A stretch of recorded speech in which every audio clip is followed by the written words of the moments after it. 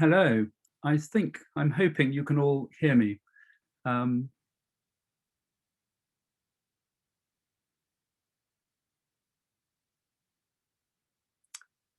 Eliza, are we on? Yes, we're on. Yes, hooray. I'm Andrew Nairne.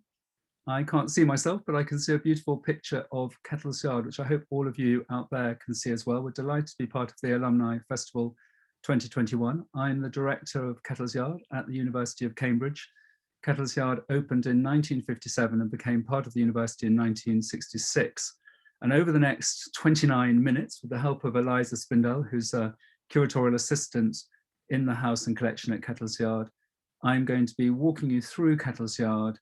It's going to be a rather informal conversation, talking about what we can see, talking about this rather extraordinary phrase, a space, an ambience, a home.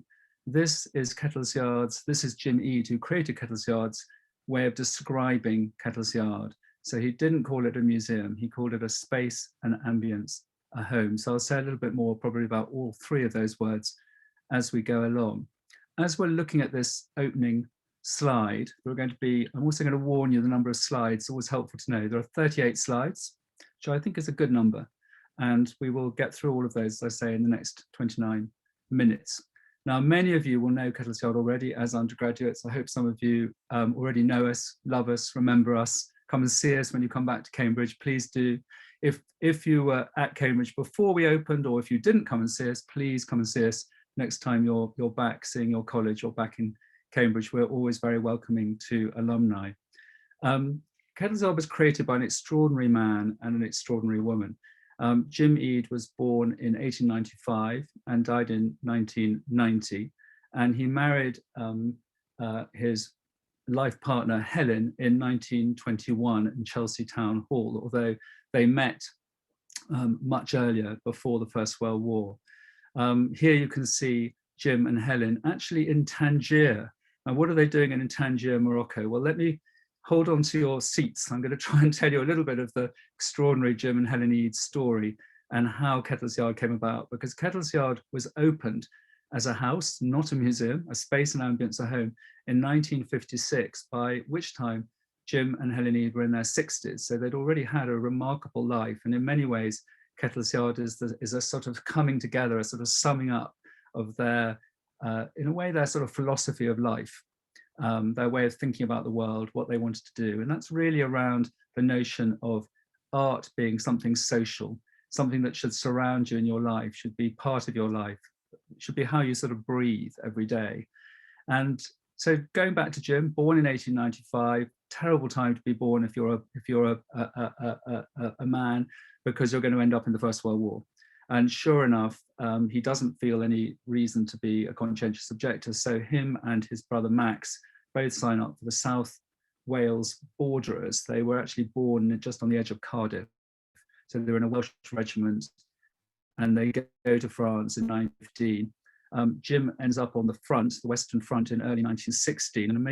Probably an amazing bit of good fortune in one sense, is that he's not there in the summer of 1916, when of course it was the Battle of the Somme, and he's effectively leaves the battlefield in a terrible sort of state, not sort of hugely, sort of physically wounded, but completely exhausted and with many sort of gastritis and conditions. I mean, it's very, very moving, describing how he comes back to England in 1916, and he doesn't go back to the Western Front. In fact, he ends up at Trinity College in Cambridge, training officer cadets, which was a very difficult thing to do in a way, because he knew many of these cadets were then going to die the minute they arrived in France. But it's also true that he loved the atmosphere of Trinity at that point. And of course, extraordinary people were in Trinity College at that moment, Ramanujan, the great mathematician, and many, many others. And in a way, Jim Eade's interest in Cambridge partly came because of him loving that kind of college atmosphere, even in wartime. So he's in the First World War. And I think this hugely influences how he thinks about his life and what he cares about. And in a way, he spent his life creating kind of sort of artistic kind of sanctuaries in which people could relax and enjoy art, and in which there was some kind of stability, some kind of balance, as he described it. And this is all, I imagine, because of the total chaos and horror of the First World War, the absolute opposite of balance and stability. In the 1920s, he gets a job. He trains at the Slade School of Art for a year, thinks about becoming an artist, discovers Van Gogh, realizes Van Gogh is a genius, and realizes he can't be an artist. So effectively, he becomes a curator. He gets a rather modest job at the Tate Gallery in the early 1920s, helping with the sort of photographic collection, is promoted a little bit and ends up going back and forth to Paris in the 20s. And at this point, he meets and really discovers contemporary art, because before then he was obsessed with Renaissance art. And in fact, he never stopped loving the art of the past. And of course, we always have to think about that many of the great 20th century artists, Henry Moore, Barbara Hepworth, I'm talking about the British great 20th century artists for a moment, Ben Nicholson, Henry Moore, Barbara Hepworth, all of them loved the art of the past. They were radical. They were trying to make an art for our time. This didn't mean they didn't love art from previous eras. And it was the same with Jim Eade. And in a way, again, Kettle's Yard reflects this. The photograph you're looking at here is in Tangier, because there was a moment when Jim Eade was working at the Tate in the 1930s, when he was really exhausted by the atmosphere at the Tate Gallery and the sort of very formal, sort of rigid approach. Perhaps he wasn't really an institutional kind of person, Jim. He loved going to Paris, meeting Brancusi, meeting Picasso, meeting Miro. And we have a little Miro in our collection, which was given to Jim in a cafe in Paris in 1931. Imagine that, you're just handed a beautiful small painting, now one of our absolute treasures in Cambridge. So he really discovered both the British contemporary art world and the international contemporary art world through going on trips to the Tate and through his work at the Tate Gallery in the 20s and 30s.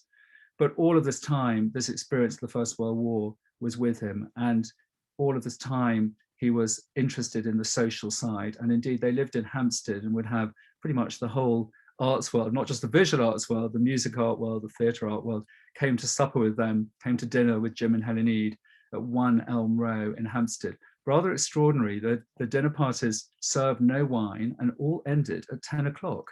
I must double check this, Eliza, speaking to my Eliza here, assistant, because it seems so unlikely. But anyway, I've been saying it for a long time, so I think it's true. And I think indeed, people who came to dinner with Jim and Helen Eade almost didn't know who their hosts were.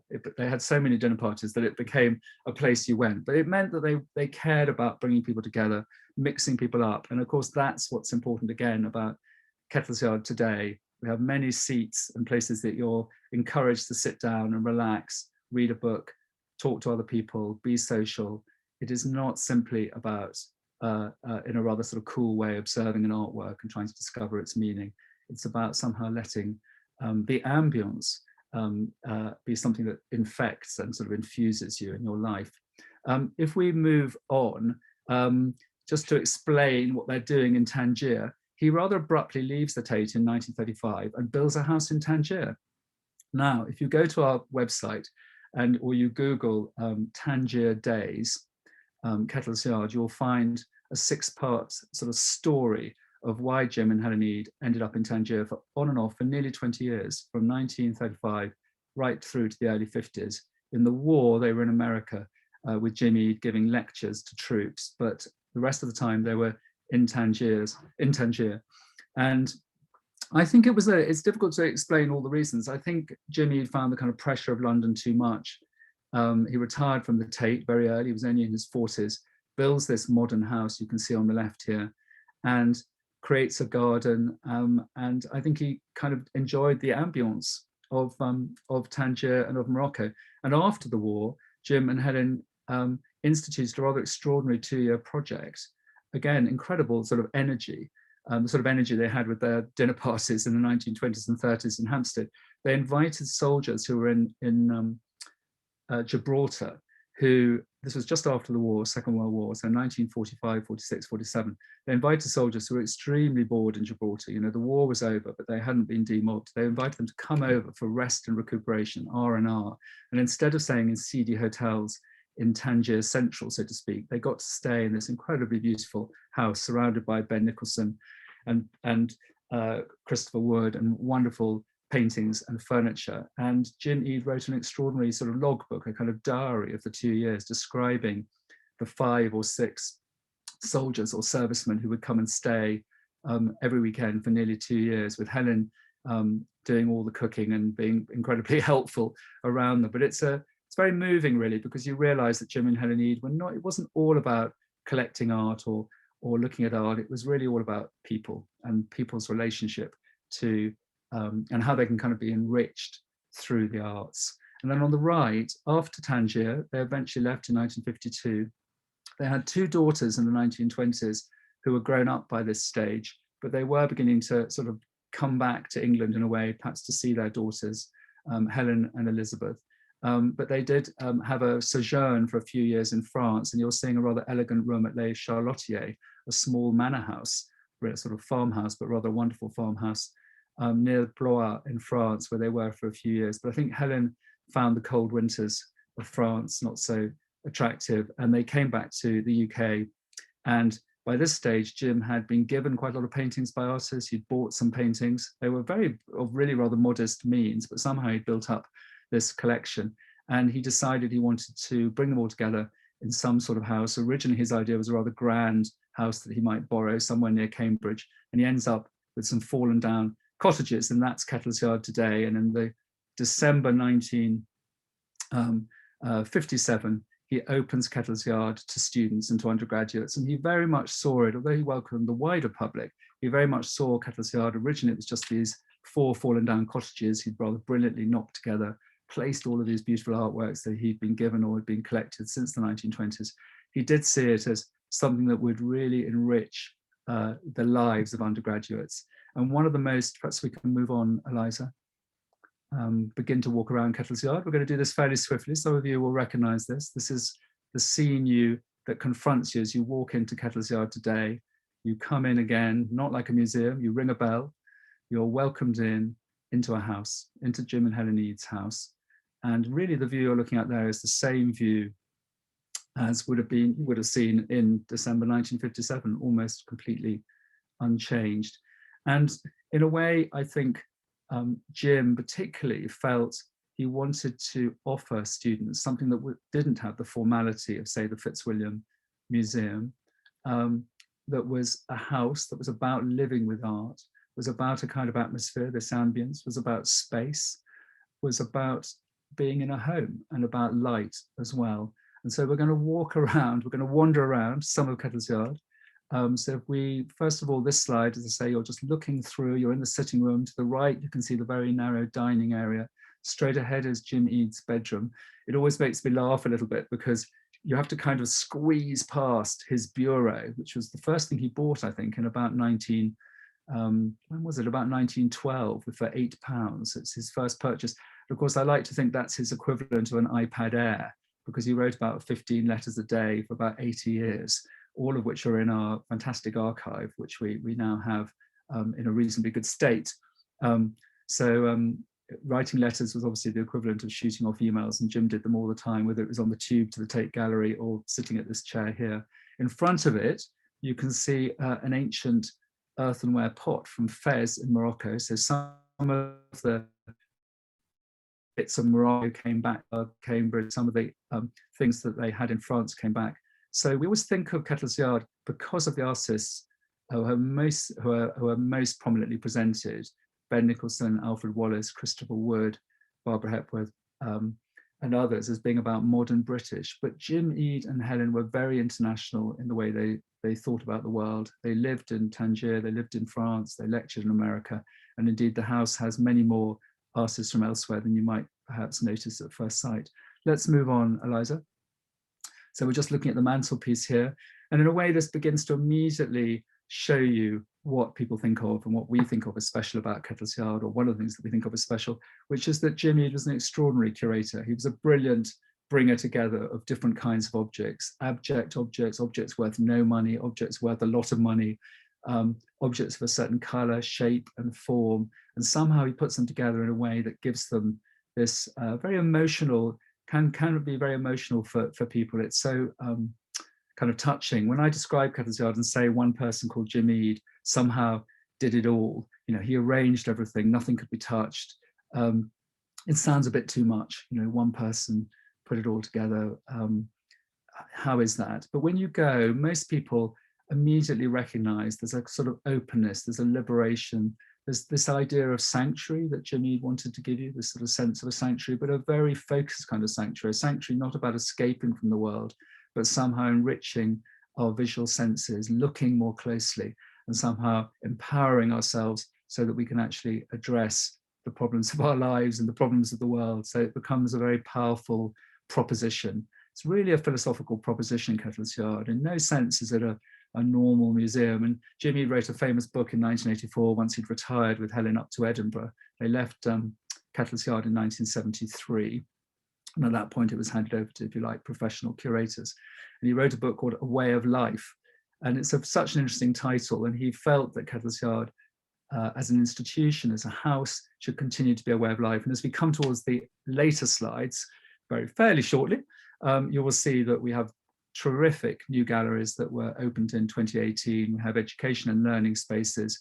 We absolutely believe in Kettle's Yard being a way of life, being a live place, the house, the galleries, all the events we do with the local community and with schools. It's a living place. It's true that we keep these arrangements that you're looking at now on this mantelpiece the same, but that's because we think they're so powerful. So immediately on the left, you can see a goblet there. And I don't know whether you can see, it's got sharp eyes. It's actually chipped and broken at the back.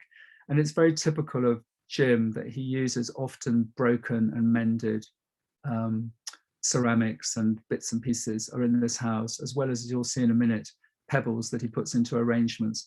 So it's not, he questions and challenges our ideas around value. And again, very different from the Fitzwilliam. This goblet would not make the cut to be in the Fitzwilliam Museum, but it feels important. And I suppose that idea of the broken and the mended is again a reflection of the impact of the First World War on him. And I think also his relationship and his ideas around being human, really, and around all of us being not perfect, being perhaps broken, and about what that looks like. And I know that sounds very rough and ready when it's said like that, but people do appreciate this sort of emotional connection that beauty, aesthetic beauty, can be found in the smallest details. Let's move on.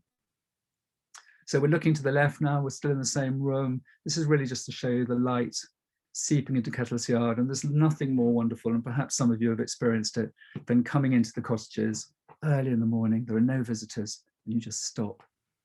And there's the sort of silence. Maybe you can hear bird song from the churchyard next door, and the light is just coming through the blinds. Next slide. And on that very table, you can see some wonderful bits and pieces, including this lovely arrangement of pebbles. Somebody coming to Kettle's Yard thought in advance it was going to be, in a way, the message of Kettle's Yard would be sort of me, me, me. It would all be sort of about Jim Eade. But actually she said, you know, of course he created it. Of course he made this extraordinary artwork, really. Kettle's Yard is a single artwork as well as a place of art, of many different artworks by many different artists, and an extraordinary sense of creativity. But she said, no, no, no, it's not me, me, me. It's look, look, look. And in a way, Kettle's Yard, I think, encourages, in the most engaging way, people to look more closely, to notice things, and to really sort of appreciate what's around them in their lives. Okay, next slide. And we're just moving through again, just noticing the light. On the left here of our pot from Fez is a wonderful painting by Christopher Wood from 1930. Can't see very clear, it's one of my favorite paintings. That strange sort of television-like square. The background to that is a little bit like sort of Renaissance fresco. Both him and Ben Nicholson loved, as I said earlier, the Renaissance. But the daffodils, quite rare. One of the daffodils is completely fresh. One of them is going over. And the water in this still life is murky. So there's a little test for all of you. How many still lives in the history of art show murky water, you know, the water that needs changing? Not that many. So again, it's rather an extraordinary painting. And then these lovely anemones. If we move on, so we're in Jim's bedroom.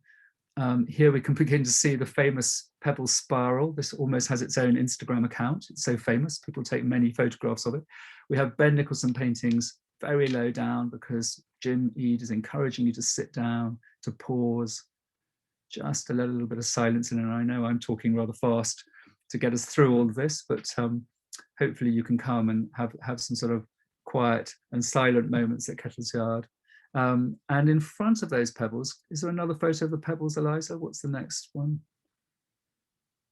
Oh, we're just looking at two of the Ben Nicholsons. There's a lovely one of St Ives above, early 20s. Ben Nicholson famously goes completely abstract in the 1930s and becomes a famous abstract artist, although he then goes back to being a little bit figurative later on in his career. But in the 1920s, he's painting these wonderful sort of magical paintings of St Ives and actually in other parts of the world as well. There we are, yeah. So we're looking at the Pebble Spiral again. I was in North Norfolk quite recently, actually thinking I was going to find some fossils on the beach near Cromer. Didn't find a fossil, far more exciting. I found a spherical pebble that could go into this spiral. Completely spherical pebbles are very difficult to find. I challenge you to find some. Jim Eade used to be sent them in sort of jiffy bags from friends. And Jim Eade rather nicely said, you only find a perfect pebble in a generation. In front of the Pebble Spiral, and look at those lovely colours, is a little Godia Brescia, and that's a whole story at Kettles Yard in itself. Henry Godia Brescia, French artist, untrained, comes to London as a very young man in 1911, leaves London in 1914 for the front, and then he dies aged 23 in the First World War. And before, in those years when he's in London, he makes the most extraordinary body of work. And when Jim Eade's at the Tate, he has an opportunity himself to buy, for not too much money, to buy the whole of Godia Brescia's estate, 300 drawings, 300 sculptures and 4,000 drawings from Jim Eade. One of the great things he does is he promotes the talent of this little known, extraordinary French artist who died young in the First World War. So Kettles Yard has many works by Godia Brescia, both very avant-garde ones, but also more figurative ones as well. This is called Torpedo Fish from 1914, that little bronze thing you can see on the left there. Very radical and remarkable. We're then upstairs. There are two pianos at Kettles Yard. I think you could often hear piano music. Helen was very keen on classical music, particularly played the piano.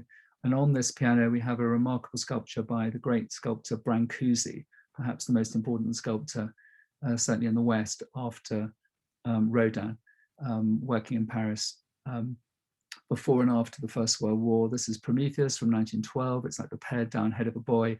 And it's an extraordinary fragmented sculpture. I always think it's about that way the world couldn't hold before the First World War, the influence of the new science of Einstein, but also a sort of sense that we're building up to the First World War.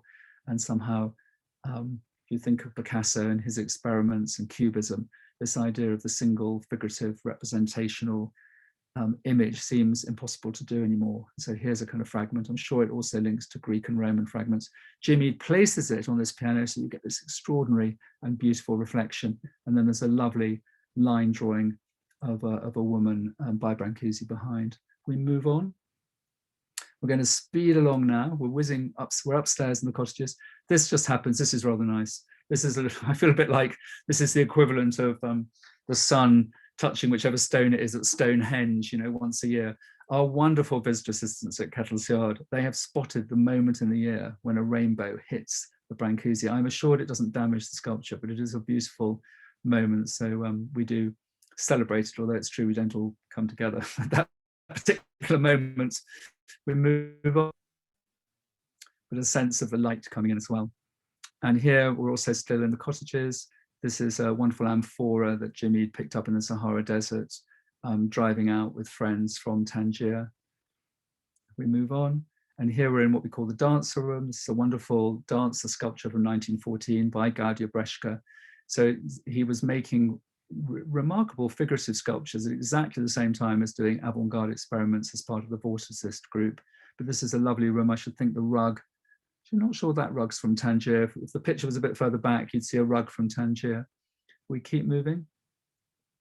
And we're now moving into the extension. So the extension was built in 1970. And everyone, I think, found it remarkable that Jim Eade had more paintings and sculptures to put together. And at that same moment, he also built 3 small galleries. So it was a big step forward for Kettles Yard. In a way, that was our last big, we could still call it the extension.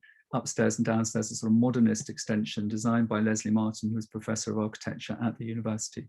And you're looking here at a beautiful table, but also this painting by William Congdon, an artist Jim knew very well in the 1950s, and it's called Indian Temples. It's rather dark, and actually these dark paintings by William Congdon work very well in the house. And then here we are turning the other way, and the land falls down a little bit. And so they were able to build this rather dramatic, rather Frank Lloyd Wright looking two-tiered space. And it particularly allowed the possibility of having concerts at Kettles Yard. And we still have wonderful chamber music concerts and also new music concerts. And this is a fantastic Steinway piano. We have another sculpture on a piano, and this is by Noam Garbo, great Russian artist who also worked in Paris and Berlin and ends up near St. Ives with Ben Nicholson and Barbara Hepworth during the Second World War. And if you don't know about Noam Garbo, G-A-B-O, do look him up. This is a wonderful piece called Linear Construction in Space, #1, very modernist, very early use of nylon and perspex, and sort of impossible to work out how he actually sort of did it. I mean, the detail is extraordinary, but it kind of captures the light.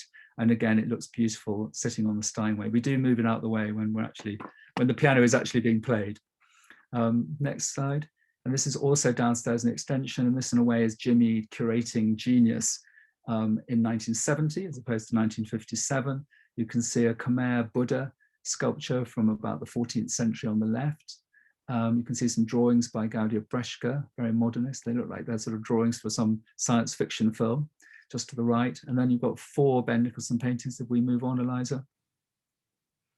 Here, so 3 are from the 1920s, the top 3, and then Argos, I think 1962, down below. Somebody asked if a museum asked if they could borrow one of these paintings the other day, and we do lend paintings from the house. We want to be generous, we want to be helpful, and it allows us to sometimes use things from our reserve collection. But actually we said no, because this is such an important and beautiful arrangement in terms of the color tones, the design, the way that the images in the paintings link to the objects on this table, which I think is an old butcher's block. And really, we couldn't do it. You know, it's a single arrangement, and lending, there wasn't anything we could replace it with which would make it work. And it's these sort of special moments. Nicholas Sirota, until relatively recently, famous director of the Tate Gallery, creator of Tate Modern, he was at Cambridge in the 1960s. And it was because of Kettles Yard, and particularly, he says, discovering Jimmy's genius at, in a way, linking works together. It's about the kind of energy, about how you place objects and paintings and indeed pebbles in a space. And that's what made him decide to become a curator. So we do like to say sometimes, without Kettles Yard, no Tate Modern. So how about that? Let's move on. We're just coming towards the end now in this rather speedy tour. This is Godless in 2 Pairs by Ben Nicholson. We keep going. And we're looking down sort of to the left, if you were just looking that way, just to show you how, remind you what Kettles Yard looks like. When we reopened in 2018, you're about to see it, we replaced all of the white rugs. There were 12 white rugs. They'd all become rather grey. So you're looking at one of the white rugs. And of course, it made me laugh that, again, something about Kettles Yard, Jimmy decides to invite the world in, invite undergraduates in, encourage people to come in, and then he puts lots of white rugs there. So in a way, there's this incredible sense of trust that you won't bring your muddy boots too much over all the white rugs. But of course, it gives it a sense that you really are in somebody's home. And that's what makes Kettles Yard so special, this different kind of atmosphere. Moving on, let's move on rather quickly, keep going. Just going to whiz through these. More views. Keep going. You can begin to see some chairs talking to each other, encouraging people to sit on them and chat. And I want to say a bit more about undergraduates. He welcomed them in. Many people have written dissertations about works at Kettles Yard. I think it's, Oxford doesn't have this. Other places don't have this. We need the Fitzwilliam. The Fitzwilliam Museum is a remarkable institution with an astonishing collection, and indeed all the other University of Cambridge museums. But Kettles Yard is something special that the university has that you won't really find anywhere else. And particularly now, perhaps after the pandemic, we want to welcome students back in. We want them to be able to perhaps come in before the public arrive at 12. We let the public come in between 12 and 5 into the house. Perhaps students can be encouraged, like when Jim and Helen were looking after those servicemen in Tangier, to come in, sit on these chairs, relax, talk, have informal seminars. We want to, really continue to connect. We work very closely with the History of Art department at the moment, but beyond the History of Art department. And actually, if you keep going, one of the things there's our library. So again, people can come and relax and sit at the library and read books about the artists in Kettles Yard and other artists. And people of Edmund Duval wrote his dissertation here on David Jones, for example. So we want to remind the students and the postgraduate student population that Kettles Yard belongs to them, is for them, and is special. And we have these amazing new galleries. So finally, in our last few seconds, here is the new Kettles Yard. Looking down the street, we rebuilt the galleries, and we took on some extra space, sort of bottom right. Keep going. You're going to see a few shots. This is the new entrance. This looks rather dry. This has lots of tables and chairs. These doors are all open. The cafe spills out. But this is the new entrance designed by Jamie Fobert Architects. And here we are in the wonderful new Gallery 1, our reopening exhibition. If we keep going. A lot of people came to see our Anthony Gormley show. At one point, we had 1,000 people a day coming through the doors, pretty extraordinary. So we went from 80,000 people a year in 2015 to 267,000 in the year after we reopened. We'd be quite happy, actually, if it goes down to about 150 to 200,000. It's still very, very strong attendances. Of course, right now, sadly, our attendances are about 25% of those figures because of the pandemic. And so we're really hoping that this will all obviously come to an end, like all of us, and that we'll be able to welcome people back and not ask them to wear masks. And generally, we will get back to where we were, because it's been a very, very challenging being closed, losing income, and so on and so forth, you can imagine. But this was a remarkable show by Anthony Gormley. And finally, and this is Jennifer Lee, the ceramicist, also in the same gallery, her beautiful pots, linking back to some of the pots we have in the house. And here we are in something called the research space on the first floor of the education wing. So this is a place for students, actually members of the public, to sit down, find out more about the exhibitions, look at letters by Jim Eade from the archive. It's wonderful we have this space. And again, we've been open for 3 years since we reopened in 2018, but many further opportunities to be dynamic and connect with others. At the moment, we're working with universities in the United States and others around the David Jones letters to Jim Eade. Jim Eade seems to have written to pretty much everybody of importance in the 20th century. So there's masses of potential for research, for more displays, for connecting, and not just, I should emphasize this, not just the history of art department. One of the things that is particularly moving is the way that people often say to us, oh, I met Jim Eade, I was studying a science subject at Cambridge in the 60s or 70s, and he effectively changed my life. He taught me how to look at art. We now collect art modestly. And sometimes, which is very nice, they then say, well, how can we help you now? Because we want future generations of students to have the same experience at Kettles Yard. Eliza, are we nearly there? Almost there. Back at, yes, Kettles Yard AntiMuseum. That's something that came out in 1970. And this is our Claw Learning Studio, working with local communities, with schools. Very important. The mission of the university is about society. It's about the difference we can make in society, and Kettles Yard is doing that every day. And here again, slightly older age group. This will include some students at the university, but others as well, in that same wonderful space, Claw Learning Studio. And I think that's our final slide. A wonderful handwritten poster by Jim, and you can see painting, sculpture and drawings. Undergraduates are welcome to call any day, including Sundays, between 2 and 4 p.m. Jim Eade. I think I've run a tiny bit over, but we've still got some time for any question. That was a bit of a ramble, and some of you will have perhaps heard it before, but I hope it was nice and good to see. It's good to see all the lovely light coming into Kettles Yard. Eliza, do we have any questions? Yes, we do. I'm going to read some out from the chat to you. If anyone else has some questions, please do put them in the Q&A, and I'll read them out to Andrew. So our first question is, would you describe Jim as vulnerable? That's such an interesting question, and it suggests that maybe you know him or knew him.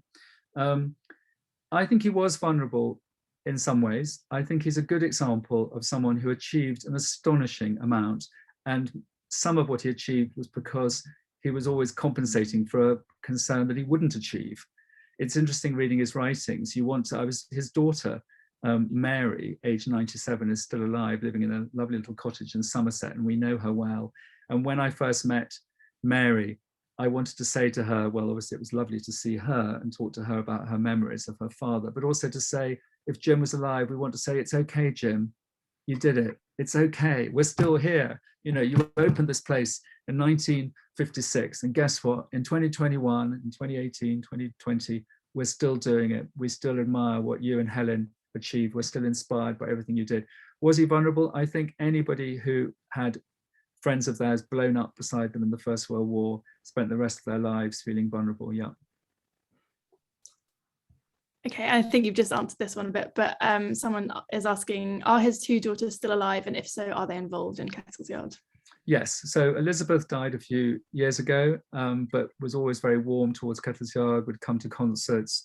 And Mary we're in touch with, as I just said, who's in Somerset.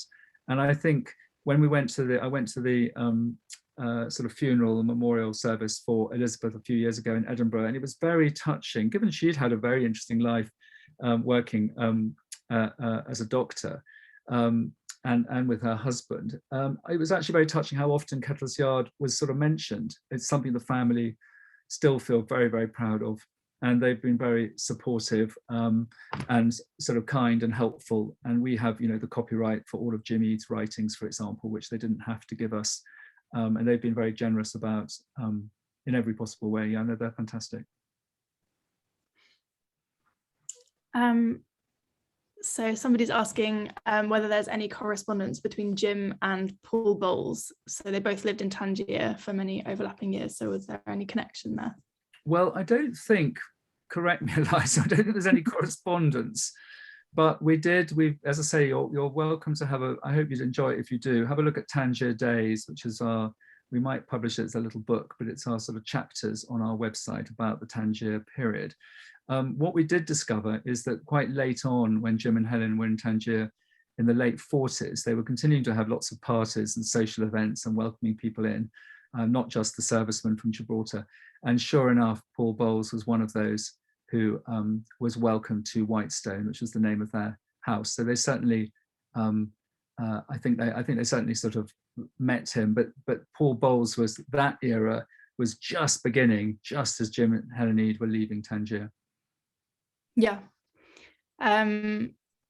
So another question about the archive. How come we have so much of his correspondence? Did he always keep copies of every letter that he sent? No. So I suppose there's two things to say there. I mean, one is this is always, perhaps again, the person asking the question may know, you have this odd thing in archives where you have sort of one side of a correspondence because you have what the other person sent to your person. So we have, for example, many letters from somebody called Richard Poussett Dart, who's actually a rather important American abstract expressionist. But we now have the copies from the Richard Poussett Dart Foundation in America of Jim Eade's letters to Richard Poussett Dart. So we have both sides of the correspondence. So increasingly, archives with the wonders of digital technology are able to have both sides of the correspondence. And then the other thing that happens is that people quite often really give us letters that Jim Eade wrote to them.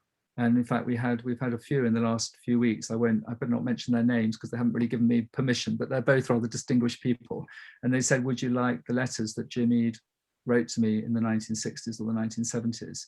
And although Jim does repeat himself quite a lot, there's always new things. There's always some interesting turn of phrase, or it adds to the extraordinary story of his and Helen's lives. Somebody's just asking about the opening date of Kettle's Yard. I think we said both 56 and 57. It's a bit hazy, isn't it? Because they kind of moved in 1956 and sort of it became Kettle's Yard in 1956, but they didn't really open it to students and to the public until. Yeah, I should have said. I think I simply said the wrong date. Our official view is that some people came through the doors in December 1957. It might not have been very many people. Maybe it was only a handful, but that's our sort of starting point, late 57. And as you can see from this poster, Jim was then very much encouraging undergraduates to come, and as I say, many people sort of discovered Kettle's Yard, and it really sort of changed how they saw the world. And someone would like to know a little bit more about Jim acquiring the Godia Brescia estate, how that came about. Yes, well, Godia Brescia dies in the First World War. His partner, Sophie Brescia, and that's where the Brescia comes from, his name was Henry Gaudier. She dies in about 1925, actually in a sort of establishment for what we'd say mental health issues. And it's sort of, what's the right phrase, intestate. Seemingly there's no family, there's nowhere for all of his estate to go. So therefore it goes to the state. And because it's art, it lands up at Tate. And Jimmy had occupied a very large kind of office in what's now Tate Britain. And so all of this, or a lot of it, sort of landed there, and he was expected to come up with an opinion about what the Tate should do about it. And our sense is that he, strongly recommended that the Tate held on to all of it, or a very large amount, but the Tate weren't very interested. And I think they, in the end, took literally 2 or 3 things. A few things went to the Contemporary Art Society, but Jimmy realized the quality of what he was seeing. This isn't about when would this be, 1927, 28. He realized the quality of it. And so as a civil servant, he couldn't, even if he had the money, he couldn't buy it directly, given it was being offered to the Tate. So he did do a sort of maneuver, let's say, where he persuaded a friend of his to buy it, and then he bought it off that friend. Because obviously it wasn't official, him buying it was not a sort of official Tate business, it was Jimmy business. But then he wrote a book which became known in one of its later editions as Savage Messiah, which became a bestseller in America. And in fact, his ability to build the house in Tangier is partly because of the success of Savage Messiah in terms of sales, partly because I think his father was a solicitor, quite a successful solicitor, and I think he did receive some income from his parents as well that sort of helped him at various points in his life.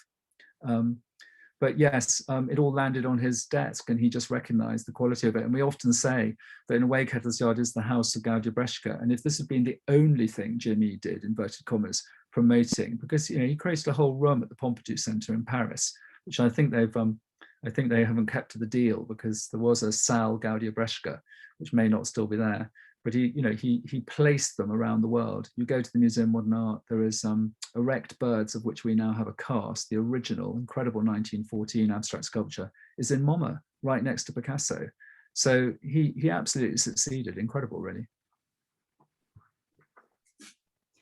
And then going back to Hampstead, somebody has sent a quote from Roger Fry that says, "The Eads are so fine, you get 2 nuts and a raisin."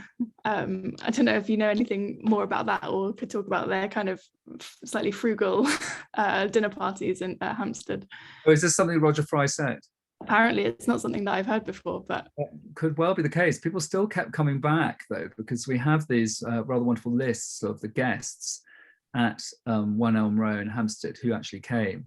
Vanessa Bell, trying to name some other people who are also outside the art world. I think Gombrich, Kenneth Clark, all sorts of kind of key cultural figures. So they must have kept coming back. So maybe the relative lack of food and wine and the kind of everyone out at 10 didn't sort of put them off. It was still a salon. It was still a place a rather lovely place to meet. It was a very beautiful old house from the photographs that we've seen. So yeah, I think they were very frugal. I mean, part of the frugalness was, as we understand it, that Jimmy had all kinds of sort of eating disorders as a result of potentially ingesting poison gas during the First World War. So that may have been part of it as well. But I think I think him and Helen, well, it's difficult to know, because in Tangier, according to Eliza and my research, they had pretty hearty meals for these soldiers. So they were capable of cooking absolutely 3-course meals, of which you would feel very full up at the end. But I think if it was just them on their own, I'm not sure they did eat a great deal. Maybe they were a bit frugal. They didn't have that much money. I think it was more about bringing people together, and people would do sort of piano recitals in Hampstead. So clearly the eating and drinking wasn't the crucial thing. The crucial thing was bringing different people together, introducing them to each other, and creating this kind of cultural sense of life. Somebody's asking also about the biography of Jim that's being written by Laura Freeman, and is asking about how involved we are in her research for that. Yes, we're very excited about Laura's biography, which is coming along. As I understand it, I think she's almost completed a draft of the book. And where are we? We are pretty much in the autumn of 2021. So I think she will be sending some sort of draft for me to have a look at. Yes, we're really excited about it. We think Laura's a terrific writer, and couldn't be more pleased. And we've been as helpful as we possibly can. I've had numerous conversations with Laura. We're sort of between archivists at the moment, but our former archivist, Frida Midgley, was also extremely helpful to Laura. Laura's had complete access to everything. Has also been to Somerset and met Mary, the daughter who's still alive. I think Laura's focus, it really is an extraordinary life that Jim Mead had, so you have to focus. And no biography is the same as any other biography. It's like a painted portrait. It's a particular, they'll always be distinct. And she's focusing on the relationship with artists. So I think there'll be a very big focus on his relationship with Ben Nicholson, Barbara Hepworth, David Jones, and others. And again, we feel very, and the house reflects this, that Jimmy really did support artists, and we try and do that in various ways now through our contemporary art program, commissioning new works of art. We're just about, it's lovely talking to all of you. In my head, as I'm talking to you, is our Shutapa Biswas exhibition, about to open on the 16th of October. A fantastic British artist, but born in India, and her work has a lot to do with her coming over from India with her family, and her sort of life in Britain, and her thoughts on that. And we've commissioned a new film called Lumen, L-U-M-E-N. So here we are commissioning and supporting an artist making a new film, filmed on the outskirts of Mumbai and also in Bristol, opening on the 16th of October. It's a beautiful 30-minute film, extraordinary, very much about the present, but also looking into the past. So yeah, supporting artists. I think we've got time for one more, which is just actually someone sharing a lovely memory of Kettles Yard. And they say, one of the reasons I enjoyed visiting Kettles Yard in the 1950s was that we had such good chats. Jim was a very good listener, even to gauche undergraduates. I don't know if you have anything else to add to that, but I think it's a really lovely summing up of what Kettles Yard was about. Yes, I mean, I hope we try and be inspired by that as well. I'll probably less me, in the sense that I'm slightly out and about, trying to keep the show on the road, raising money, trying to make sure we can continue to keep Kettles Yard going after this pandemic, and continue to do a really exciting program. But our visitor assistants, who anyone visiting the house, or in fact our fantastic new galleries, are very good at talking to visitors, members of the public, and I hope listening to undergraduates and getting into conversations. But as I was saying earlier, I think one of the things that Eliza and I and other members of the team are thinking about is how, following this pandemic, how can we think of Kettles Yard even more as a space for conversation, as a space for people to meet and to relax and to listen to each other. And I've done a lot of talking, so it doesn't sound like I'm doing much listening right now. And I'd love to meet you all, but I hope we can listen, and I hope we can listen, and Kettles Yard in a way can respond, because it's not a normal kind of place, as you can gather from this. It's a special place, a unique place as part of the University of Cambridge, and we need to treasure it and look after it. I think we can just finish on maybe mentioning the student picture loan scheme, which is something that Jim Mead originated for undergraduates right from the beginning in 1957, and still continues to this day. Do you want to talk about that very briefly? Yes, Andrew? yeah, no, thank you for reminding me. It was on my list. Is that, yes, he very much believed in lending works of art to students. We still have the sort of wonderful book with where people had to write, the students wrote down what they borrowed. And in the old days, of course, you could borrow actual Godia Brescia drawings or drawings by Barbara Hepworth. Now it's more prints and editions, but still some lovely things. And students still clean us out every year and take works and hang them in their student rooms. And of course, this was Jimmy wanting to encourage undergraduates and indeed postgraduates to get used to the idea of living with real art, not just posters, real art by artists, and to understand why that might make you have a better day, a better life, might make you look at things differently. And in making you look at things differently, you make better choices. This isn't all about a kind of closed world of art. This is about thinking, how can we live better lives? And that brings us to 12:50. Very good to see you all. Thank you for coming.